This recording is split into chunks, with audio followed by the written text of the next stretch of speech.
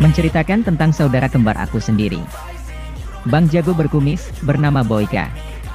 Ia merupakan narapidana yang kabur dari penjara.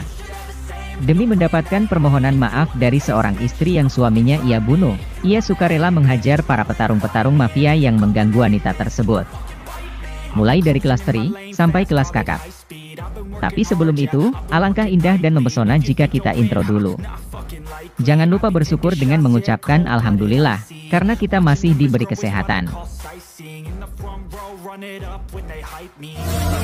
Raimu kenal aku ya orang sing ngomong sing ora-ora gancuk.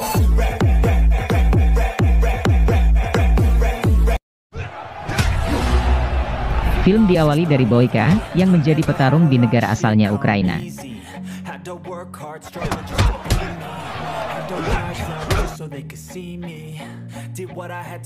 Di sini terlihat, ia mampu mengalahkan lawannya dengan cukup mudah.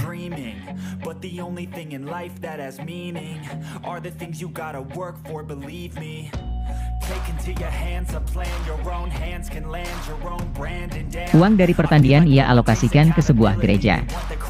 Di sini Pak Pendeta sangat berterima kasih.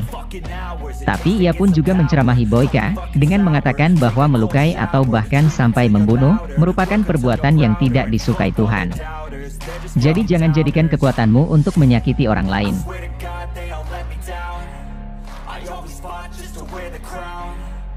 Scene berpindah ke tempat Mas Boy di penjara dahulu.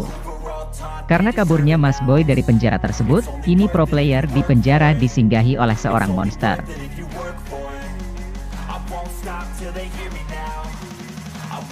Kita sebut saja Hulek. Hulek memiliki badan yang gede, kekar dan tatapannya yang menakutkan seperti emak dua, membuat nyali lawannya mengecil.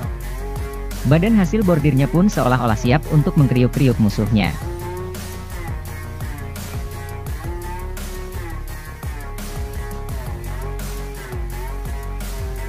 Scene berpindah lagi, saat Mamas Boy sedang mengasah tinjunya. Si manajer menghampirinya, ia mengatakan bahwa akan ada sebuah pertandingan resmi yang sangat besar. Dan Mamas Boy pun langsung menyetujuinya. Dikarenakan Mamas Boy sudah bosan dengan pertandingan amatiran dan tidak resmi yang ia ikuti selama ini. Singkat cerita, Mamas Boy bertanding pada tahap penyisihan perebutan tiket ke tahap selanjutnya. Lawannya bernama Victor dari Rusia.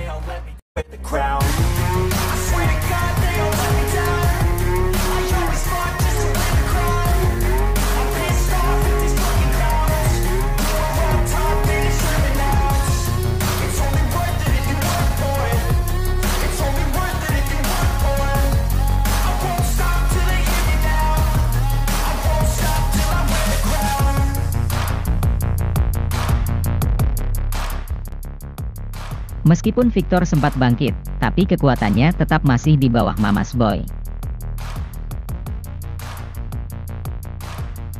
Akhirnya Mamas Boy pun dapat mengalahkan Victor, dan mendapatkan tiketnya. Ketika Mamas Boy keluar dari gedung arena, ia melihat si Victor dibawa oleh petugas medis. Diduga bahwa Victor mengalami gagar otak dan pendarahan.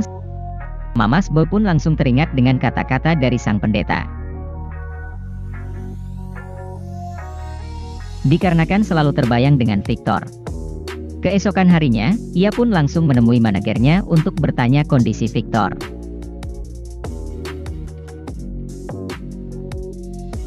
Scene berpindah ke Rusia. Terlihat istri Victor dan beberapa orang sedang melayat. Ketika itu datang seorang bapak-bapak yang mendekatinya.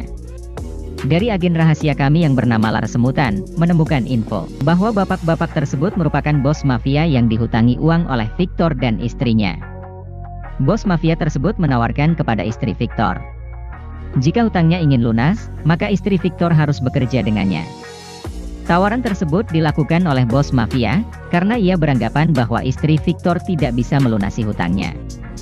Di lain sisi, Mamas Boy baru mendengar bahwa Victor sudah tiada. Mamas Boy pun langsung merasa bersalah. Seketika itu, ia pun meminta kepada manajernya untuk dibuatkan paspor palsu. Dengan tujuan untuk pergi menemui keluarga Victor.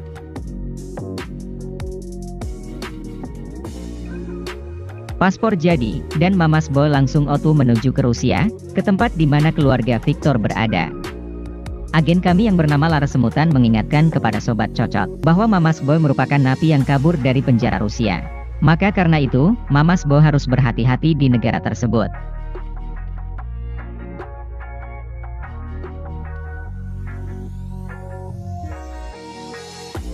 Ketika sampai di Rusia, ia langsung menuju ke tempat istri Victor berada. Istrinya bernama Alma. Ia tinggal di sebuah gym bersama anak-anak jalanan yang ia tolong. Ketika Mas Boy hendak masuk, datanglah sebuah mobil membawa beberapa orang. Ternyata, mereka merupakan anak buah bos mafia yang hendak membawa Neng Salma untuk bekerja. Salah satu dari mereka menghampiri Mas Boy. Dan seketika itu, Mas Boy pun langsung bertanya tentang kemana mereka membawa Neng Salma. Scene berpindah. Di sini Mas Boy mencoba masuk ke dalam klub tempat Neng Salma bekerja. Tanpa disangka, klub tersebut juga memiliki sebuah ring pertarungan, yang dimana sedang berlangsung sebuah pertarungan. Ketika Mas Boy melihat Neng Salma, ternyata Neng Salma bekerja sebagai pelayan. Kalau di Jawa disebut gelidik. 100.000 sedina. Sangat lumayan, Mas Boy pun langsung menghampirinya, dengan tujuan meminta maaf tentang apa yang terjadi dengan suaminya. Tetapi sebelum Mas Boy memberitahukan hal tersebut, seorang bodyguard klub menghampiri Mas Boy. Mereka menyuruh Neng Salma untuk melanjutkan pekerjaannya, sedangkan Mas Boy disuruh pergi dari klub tersebut. Ketika sampai di depan gedung klub, Mas Boy pun nyeletuk kepada bodyguard. Tujuannya ya agar si bodyguard panas. Akhirnya perkelahian pun terjadi. Tapi dengan sangat easy, Mas Boy mampu mengalahkan mereka.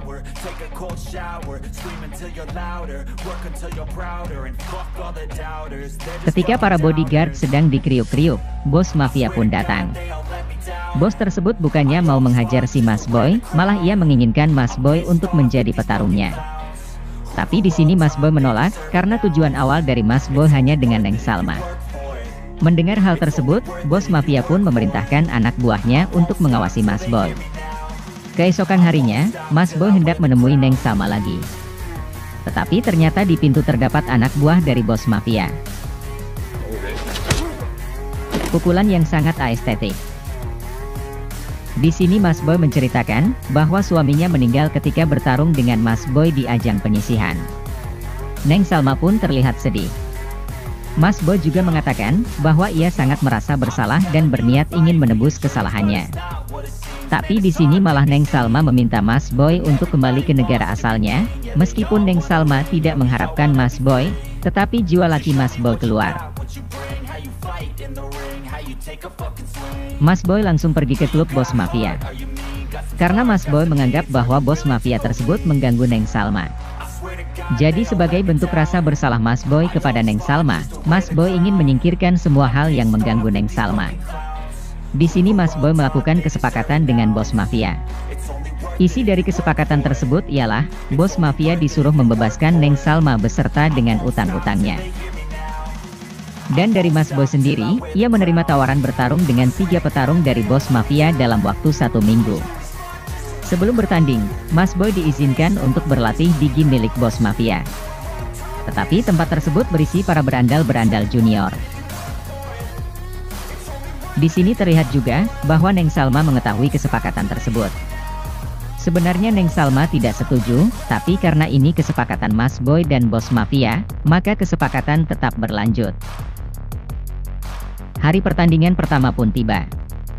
Di sini Mas Boy memperlihatkan gerakan-gerakan bertarung yang estetik sekali.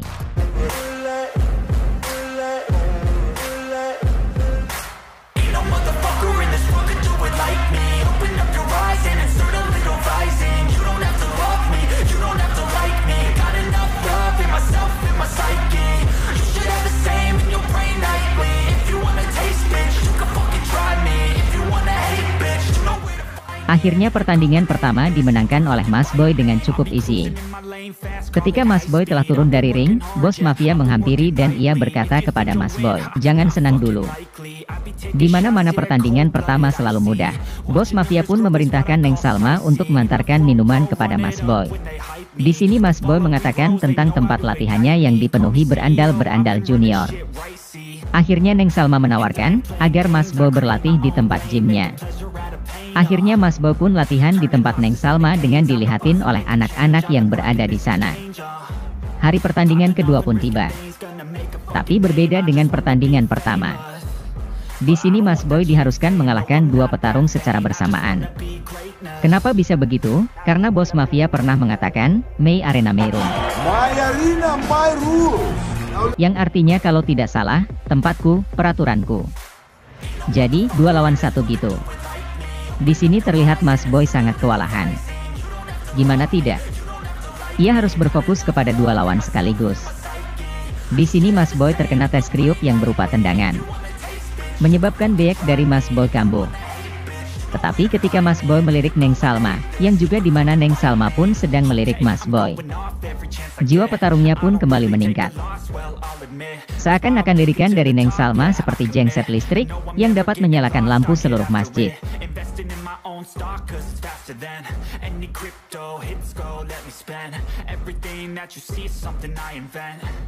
Akhirnya Mas Boy pun dapat mengalahkan petarung tersebut. Scene berpindah. Di sini terlihat bos mafia sedang berbincang dengan polisi di negara tersebut. Bos mafia meminta kepada polisi tersebut untuk mendatangkan si Hulek. Scene berpindah ke Neng Salma yang sedang mengulek sesuatu. Dan ternyata, itu merupakan obat yang ia racik untuk beeknya Mas Boy.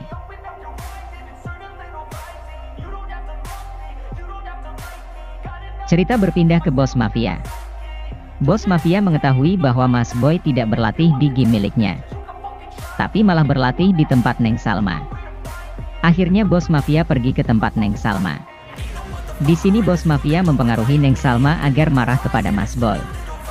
Bos mafia menceritakan bahwa suaminya meninggal karena kebiadaban dari Mas Boy, bukan kecelakaan ataupun lainnya. Di pagi hari, ketika Mas Boy masuk ke kamar, ternyata Neng Salma sudah berdiri di belakang pintu. Tujuan Neng Salma ialah menanyakan tentang apa yang dikatakan bos mafia. Di sini Mas Boy menceritakan tentang kehidupannya di penjara yang sangat mengerikan. Sehingga saat bertarung dengan Victor, jiwa iblisnya masih bersinggah.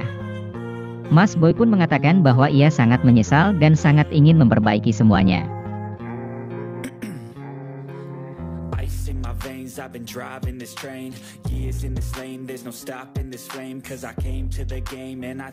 Hari pertandingan ketiga pun datang.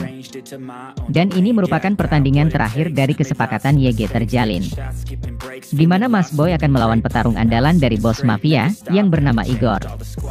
Awal-awal pertandingan terlihat bahwa Igor lebih mendominasi permainan.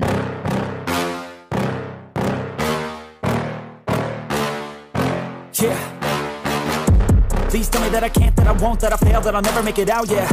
Please tell me all the bad, never good, fill my head full of every single doubt, yeah. Please say any negative thoughts, I pop off when I hear people say I cannot. I get off to the thought of proving everyone wrong. Tendangan ke arah back pun tidak bisa dihindari. Tetapi pada akhirnya, dengan gerakan salto yang lagi-lagi sangat estetik, Mas Boy dapat menumbangkan Igor.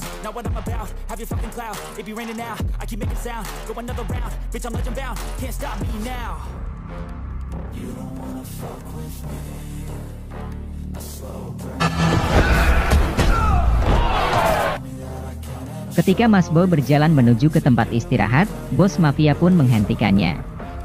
Ia berkata bahwa Mas Boy harus melawan petarung andalan dari bos mafia. Pada awalnya, Mas Boy menolak. Karena setahu Mas Boy, petarung andalan bos mafia adalah Igor. Bos mafia pun mengatakan kalau Igor itu bukan siapa-siapa. Dia juga mengatakan, jika Mas Boy tidak bersedia, maka Neng Salma tidak akan dilepaskan. Karena perkataan tersebut, Mas Boy pun menyetujuinya.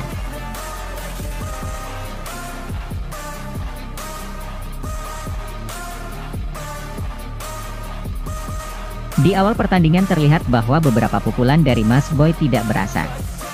Sang Hulek sangat kuat nampaknya. Pukulan keras dari Hulek menyebabkan Mas Boy jatuh.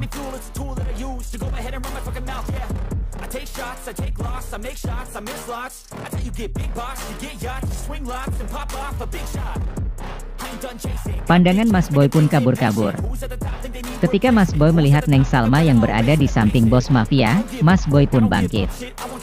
Di sini terlihat, akhirnya Mas Boy dapat mendominasi permainan. Beberapa gerakan estetik dari Mas Boy sangat berdampak. Dan akhirnya lagi-lagi pertandingan pun dimenangkan oleh Mas Boy.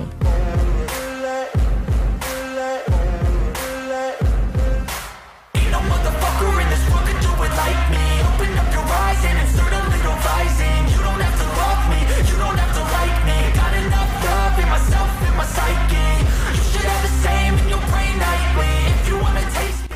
Ketika pertandingan telah berakhir, bos mafia menyandera Neng Salma. Tapi tidak hanya itu, ia pun memerintahkan anak buahnya untuk menghajar Mas Boy. Ketika Mas Boy melihat Neng Salma dibawa oleh bos mafia, Mas Boy pun sangat marah.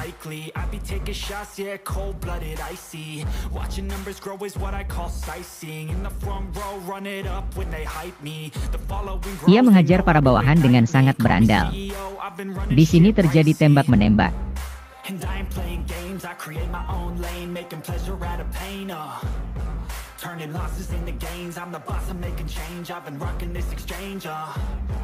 Bos mafia mengancam Mas Boy, jika Mas Boy berulah, maka bos mafia akan membunuh Neng Salma. Tapi ketika bos mafia hendak menembak Mas Boy, Neng Salma menggigit tangan dari bos mafia. Kesempatan tersebut digunakan oleh Mas Boy untuk melumpuhkannya. Dengan sangat marah, Mas Boy pun menghajar bos mafia sampai mati. Setelah itu beberapa polisi datang menangkap Mas Boy.